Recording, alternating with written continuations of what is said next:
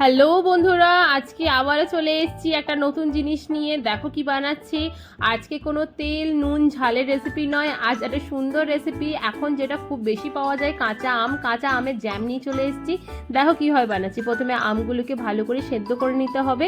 এইভাবে আমগুলো কেটে নেবে তোমরা একেবারে ছোট ছোট পিস করে। তো কেটে নেওয়ার পর ভালো রকম সেদ্ধ করার জন্য এটা ঢাকা দিয়ে কিছুক্ষণের জন্য রেখে নেবো। এইটা তোমরা স্টোর করে অনেক দিনই রাখতে পারবে। মোটামুটি এটা 2-3 মাস তো আমি যেটা বানাচ্ছি যত কোয়ান্টিটিতে চলে যাবে অনায়াসে, যদি রেগুলার তোমরা খাও। আর যদি তোমরা চাও পুরো বছর রাখতে, তাহলে ভিনিগার অবশ্যই অ্যাড করে নিতে হবে এর সাথে। দেখো এইভাবে ভালো রকম সেদ্ধ করে নিতে হবে। আমটা প্রায় আমার সেদ্ধ হয়ে এসছে। এই সেদ্ধ হয়ে যাওয়ার পর দেখো এরকম গলে গেছে কত সুন্দর। তো এরকমভাবে এই সময় তোমরা কিছু দেবে না, নুন বা কিছু লাগবে না। তো এইভাবে আমটাকে তোমরা ভালো করে পাল্পটাকে মানে রসটাকে বের করে নেবে। উপরে যে দানা দানা আমগুলো আছে সেইগুলো ভালো রকম চিপে চিপে রসটাকে ভালো রকম বের করে নিতে হবে, কেন এই রসটা দিয়ে পুরো জ্যামটা তৈরি হবে। আর ফ্লেভারটা এর থেকে আসবে, আলাদা করে কোনো অ্যাডেড ফ্লেভার থাকবে না এর মধ্যে, এটাই ওর ফ্লেভার। দেখো এবার আমার মোটামুটি এই ছোটো বাটির 1 বাটি মতন রসটা হয়েছে, এটা কড়াইয়ের মধ্যে দিয়ে নিলাম। আর এই বাটিরই 1 বাটি মিছরির দানা, এটা কিন্তু চিনি নয়, মিছরির দানা। চিনি খাওয়া খুব একটা স্বাস্থ্যের জন্য ভালো না, সেই জন্য মিছরির দানা নিয়ে নিয়েছি। মিছরির দানা তুলনামূলক ওর থেকে অনেকটাই ভালো, মানে চিনির থেকে মানে অনেকটাই ঠিক আছে। তো চিনির থেকে ভালো বলবো, খুব কোনোটাই মিষ্টি ব্যাপারটা কোনোটাই ভালো না, বাট চিনির থেকে ঠিক আছে।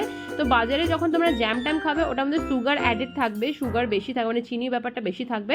তো তোমরা বাড়িতে বানাতে গেলে এইভাবে মিছরির দানা দিয়ে করতে পারো, এটা স্বাস্থ্যকর হবে।